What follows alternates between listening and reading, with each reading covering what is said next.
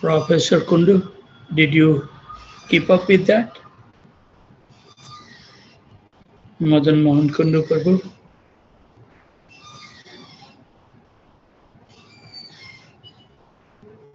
It was some strong wording was there that I know that ended, and I was pretty much sure that I will remember, but it's difficult. Memory in the age of Kali is so deluding. Madan Mohan Kundu Prabhu, do you know?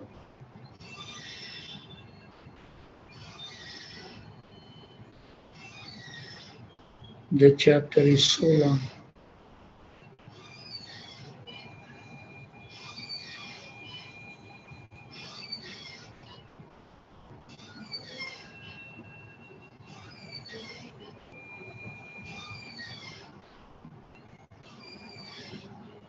Please give me some moment.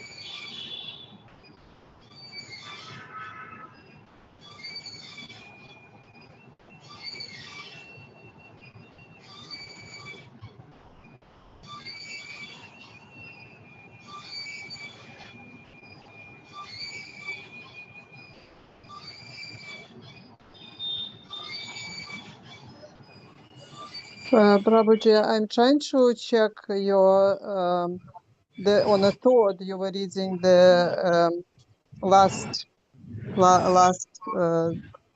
time from Krishna book.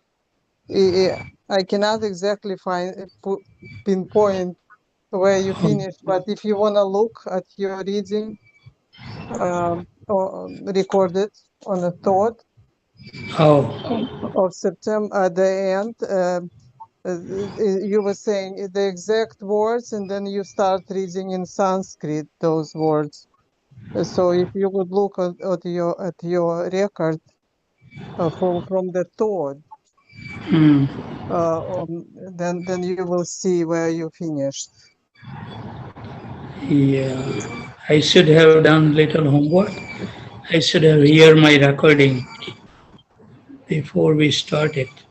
Yeah, Because it, that seems helps, but right now in the last moment, and also I cannot repeat Sanskrit. It does say, I will say on which minute, on 30, on minute 32, you started to say about on a September 3rd. So,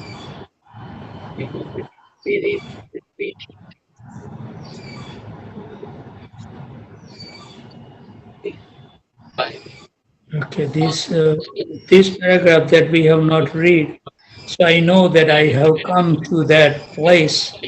So now exactly I will have to find out where did I left uh, it. I'm Yes. playing the third, which was day before's this thing, and it says the material creations cannot be the cause of material creations. I was hearing it. I'm playing it. Just hear that, Prabhu.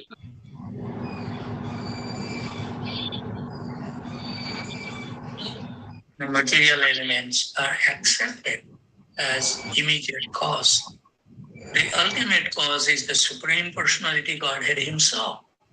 The Bhagavad Gita says, therefore, that material natures work under the direction of Krishna. I was just thinking how Krishna has created this whole thing. He doesn't get involved directly, but exactly we do as He forces us to do.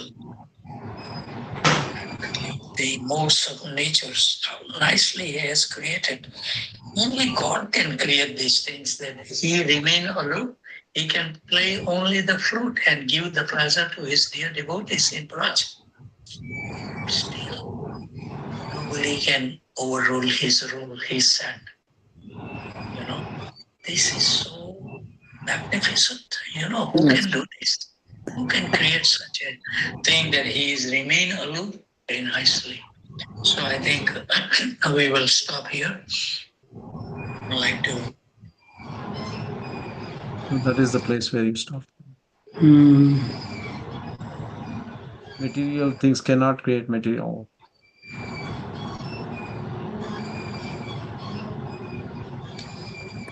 And But I Prabhu, think you gave us a very good example yesterday of your conversation with your sister's son. That Lord has given us everything so free, so much water, and if we have a swimming pool, we have to have a 60,000 gallons of water. You gave that example at the end in reference yeah. to this reference yesterday. Let's see. I think let's read from here. I don't know exactly, but let's read from here. Srila Sridhar Swami has composed a nice verse in this regard. Let others engage in severe austerity. Let others fall to the land from the top of the hills and give up their lives. Let others travel to many holy places of pilgrimage for salvation, or let them engage in deep study of philosophy and Vedic literatures. Let the mystic yogis engage in their meditational service, and let the different sects engage in unnecessarily arguing as to which is the best. But it is a fact that unless one is Krishna conscious, unless one is engaged in devotional service, and unless one has the mercy of the Supreme Personality of Godhead, he cannot cross over this material ocean. An intelligent person, therefore, gives up all stereotype ideas and joins the Krishna conscious movement for factual liberation. The personified Vedas continued their prayer, Dear Lord, your impersonal future is explained in the Vedas. You have no hands, but you can accept all sacrifice offered to you. You have no legs, but you can walk more swiftly than anyone else. Although you have no eyes, you can see whatever happens in the past, present, and future. Although you have no ears, you can hear everything that is said. Although you have no mind, you know everyone and everyone's activity, past, present, and future. And yet, no one knows who you are. You know everyone, but no one knows you. Therefore, you are the oldest and supreme personality. Also, I think, sorry that Pragya Mataji, that we stop because we have to start the song. So don't feel bad. No, no, not at all, Prabhuji. And No also I problem. request all the devotee, please pray for Pragya Mataji. Whatever her desire is, may Krishna fulfill. Haribol. Thank you, Prabhuji. You're so kind. I'm so grateful. Haribol, Haribol. Similarly, another part of the Vedas, it is said, you have nothing to do. You are so perfect in your knowledge and potency that everything becomes manifest simply by your will. There is no one equal to or greater than you, and everyone acts as your eternal servant. Thus, the Vedic statement affirms that Absolute has no legs, no hands, no eyes, no ears, and no mind, and yet he can act through his potencies and fulfill the needs of all living entities. As stated in the Bhagavad Gita, his hands and legs are everywhere, for he is all pervasive. The hands, legs, ears, eyes, all living entities are acting and moving by the direction of the supersoul within the living entity's heart. Unless supersoul is present, it is not possible for the hand and leg to be active. The Supreme Personality Godhead is so great, independent, and perfect that even without having any eyes, legs, or ears, he is not dependent on others for his activities. On the contrary, others are dependent on him for the activities of the different sense organs, unless the living entity is inspired and directed by the Supersoul. He cannot act. The fact is that ultimately the Absolute Truth, the Supreme Person, but because he acts through his different potencies, which are impossible for the gross materialistic to see, the materialistic accept him as impersonal. For example, one can observe the personal artistic work in a painting of a flower, and one can understand that the color adjustment, the shape, and so on have demanded the minute attention of an artist. The artist's work is clearly exhibited in a painting of different blooming flowers. But the gross materialistic, without seeing the hand of the God in such artistic manifestation as the actual flowers blooming in nature, conclude that the Absolute Truth is impersonal. Actually, the Absolute is personal, but he is independent. He does not require to personally take a brush and colors to paint the flowers, for his potency acts so wonderfully that it appears as if flowers have come into being without the aid of an artist. The impersonal view of the Absolute Truth is accepted by only less intelligent men, because unless one is engaged in the service of the Lord, one cannot understand how the Supreme is acting. One cannot even know the Lord's name. Everything about the Lord's activity and personal future is revealed to the devotee only through his loving service attitude. They have made me some ginger tea. Anyway, it may get cold. Let me see.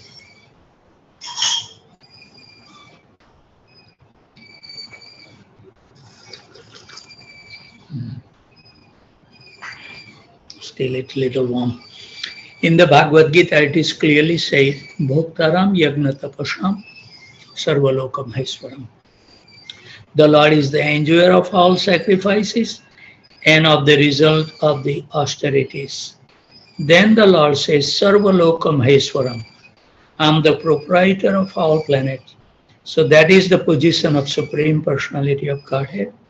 While he is present in Goloka Vrindavan, enjoying transcendental pleasure in the company of his eternal associates, the gopis and the cowherd boys, all over the creation, his potencies are acting under his direction without disturbing his eternal pastime.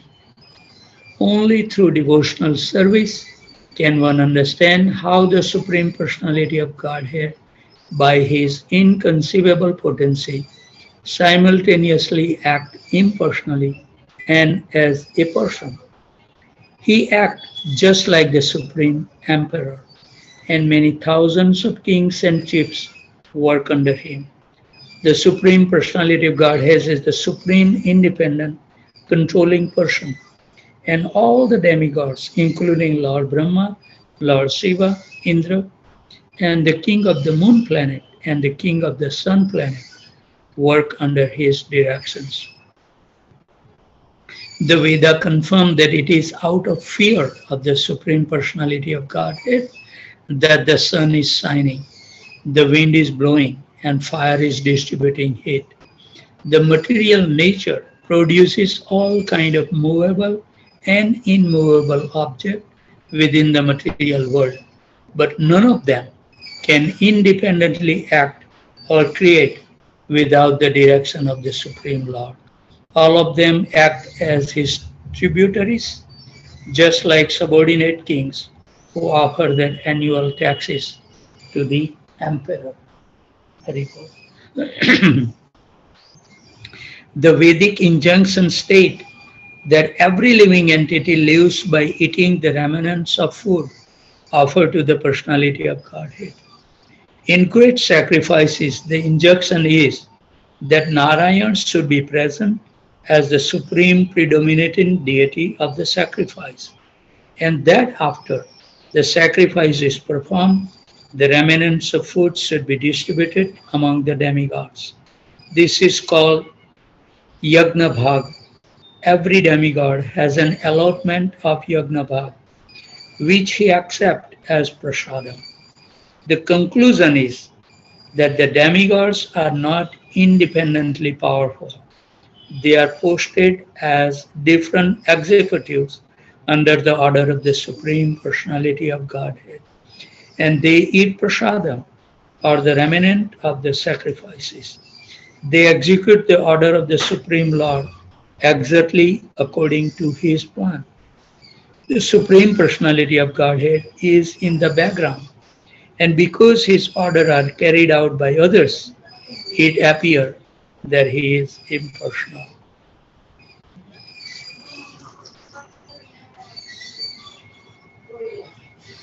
In our grossly materialistic way, we cannot conceive how the Supreme Person is above the impersonal activities of the material nature.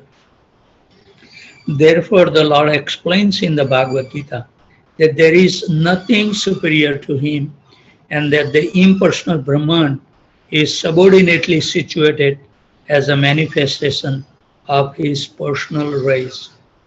Sripad Sridhar Swami has composed a nice verse in this regard.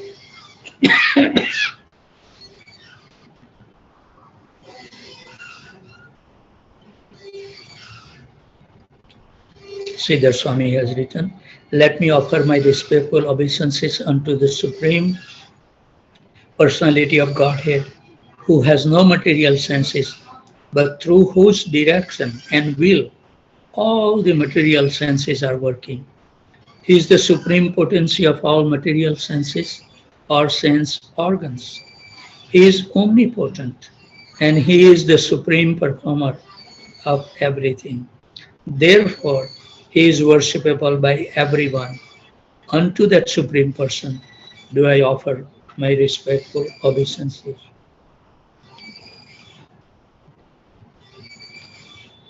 Krishna himself declared in the Bhagavad Gita that because he is the transcendental to all sentient and insentient beings, he is known as Purushottam, which means the Supreme Personality.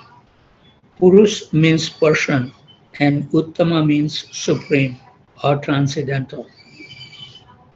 In another place, the Lord says that as the air is situated in the all-pervading sky, everyone is situated in him and everyone is acting under his direction.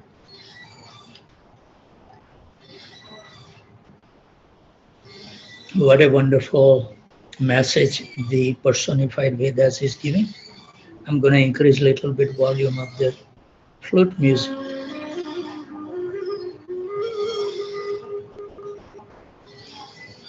So we can have a little nice background.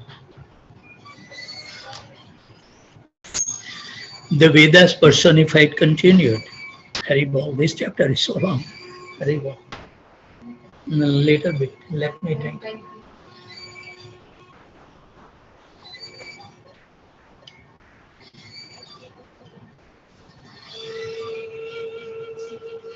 You can take this also, yeah. આપણને એવું પણ નથી કીધું.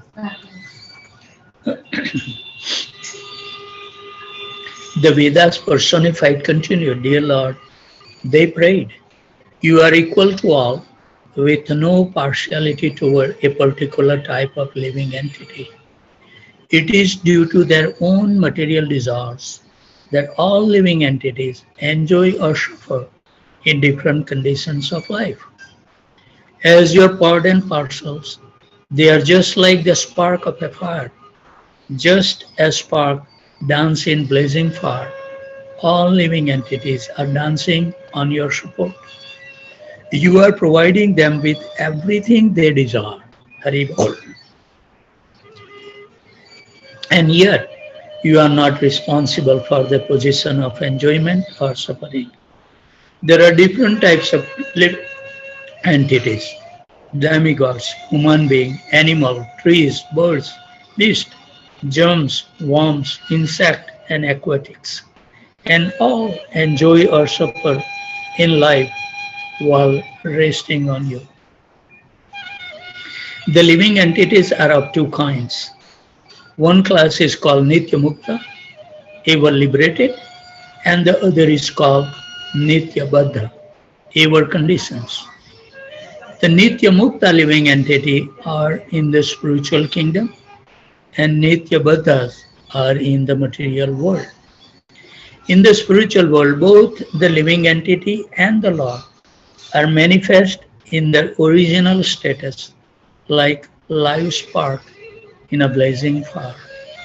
But in the material world, although the Lord is all pervasive, in his impersonal future, the living entities have forgotten their Krishna consciousness to a greater or lesser degree, just as sparks sometimes fall from a blazing fire and lose their original brilliant conditions.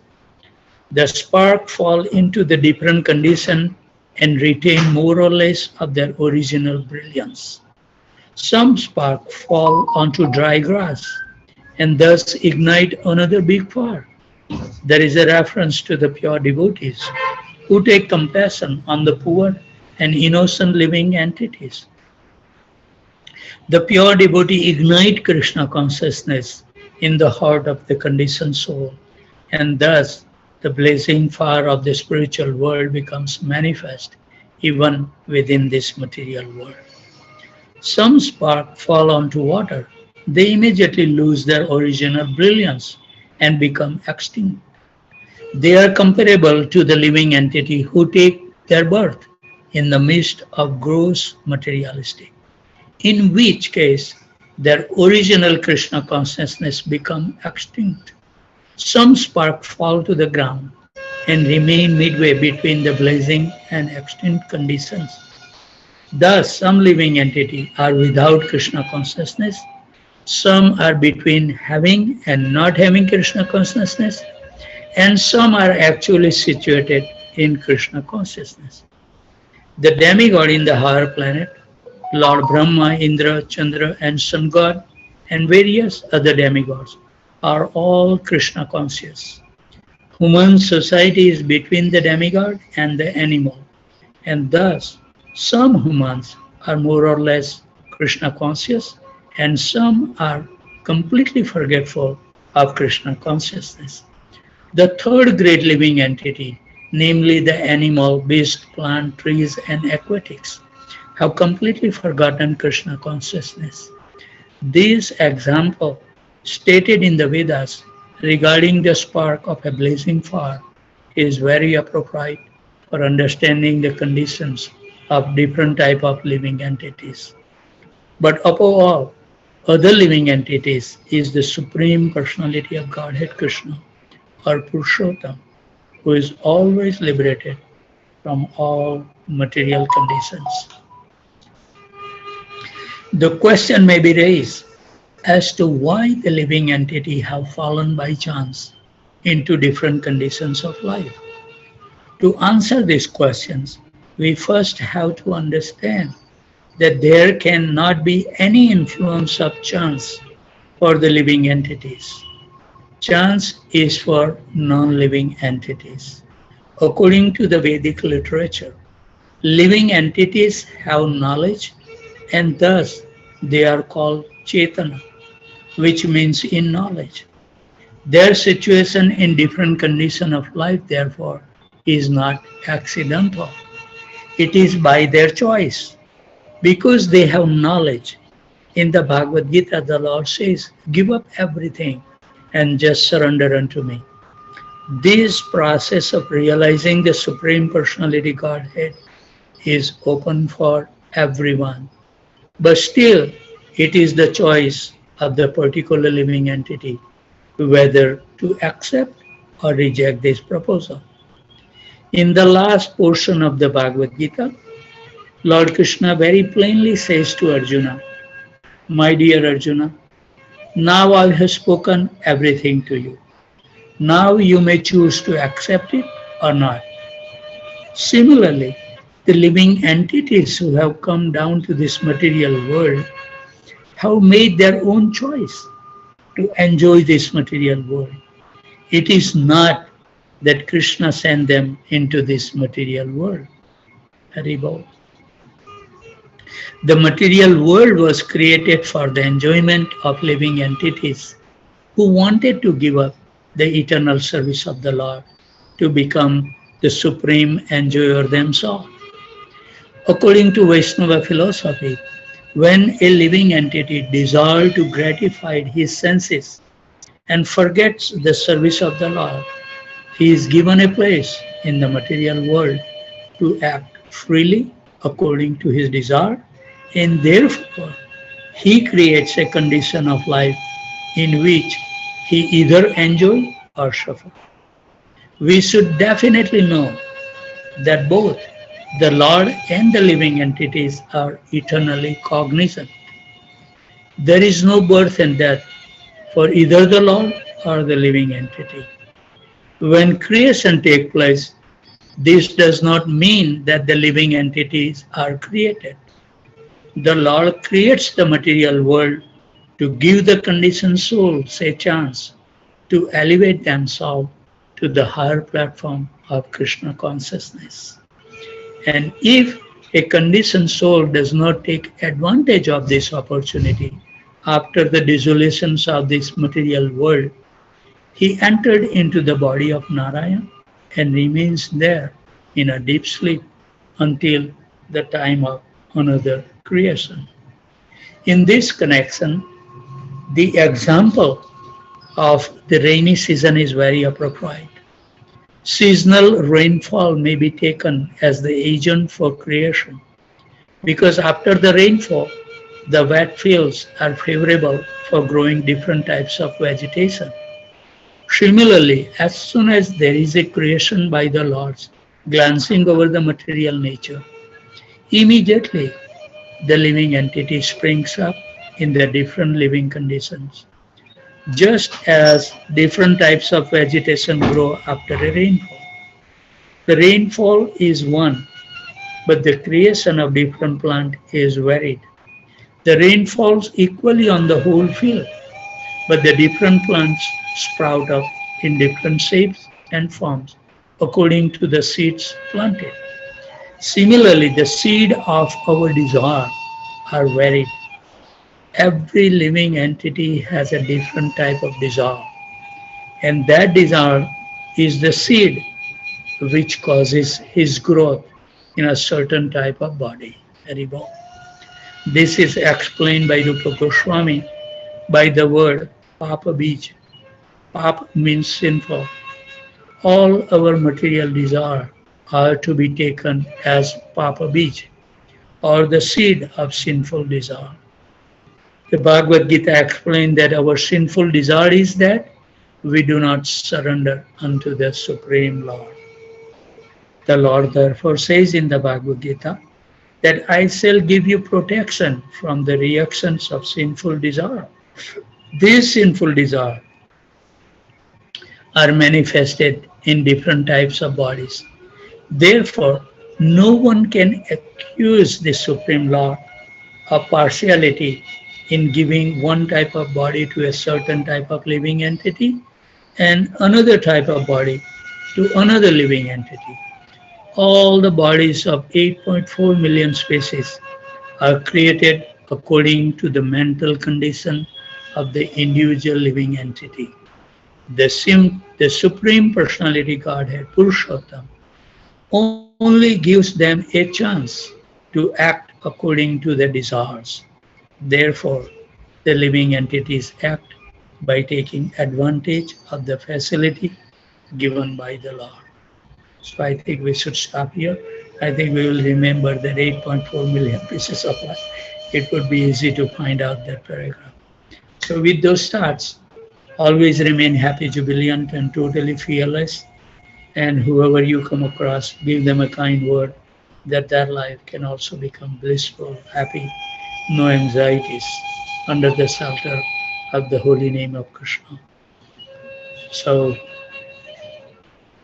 tomorrow I'm gonna spend the time with the silver uh, person who made our silver jewelries.